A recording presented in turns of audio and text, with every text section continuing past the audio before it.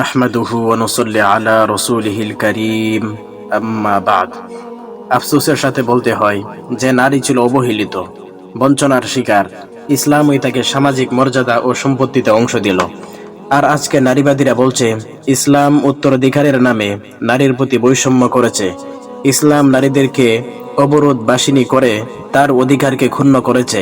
তাই নারীরা এখন চাইছে প্রচলিত নিয়মের বেড়া ডিঙ্গিয়ে খোলা পৃথিবীর মুক্ত আলোয় আসতে।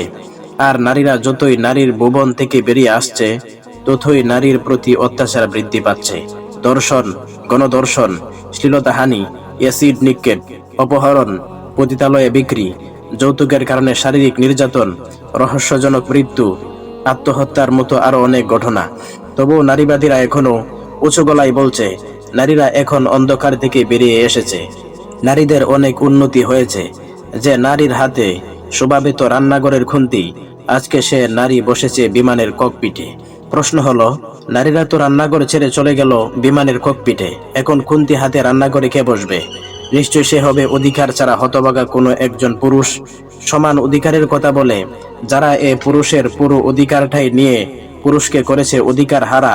নারীরা এখন বাস চালক, ট্রেন চালক, বিমান চালক, ধীরে ধীরে এক সময় সে হবে হাল চালক ও রিক্সা চালক। তখন পরিবারের চালক হবে কে? গৃহস্থলী কাজটা করবে কে? মাছটা কাটবে কে? ভাত রান্না করবে কে? তরকারি কাটবে কে? শিশুদের পেশাব পায়খানা পরিষ্কার করবে কে? মশলাটা বাটবে কে? পেঁয়াজটা কুচি করবে কে? গরুর দুধটা দোয়াবে কে? বুড়ে হাঁস মুরগিকে ছাড়বে কে?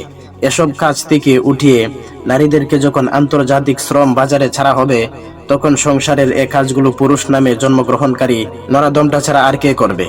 সুতরাং খ্রিস্টানদের পয়সায় পরিচালিত এনজিওদের শেখানো তথাকথিত নারীর অধিকার, নারীর ক্ষমতায়ন, নারীর উন্নয়ন ইত্যাদি স্লোগানের পিছে না পড়ে যত দ্রুত ইসলামের শাশ্বত ধারায় ফিরে আসব, ইসলামের বিধানের দিকে ফিরে আসব, ততই নারী তার মর্যাদা পুনরুদ্ধার করতে পারবে।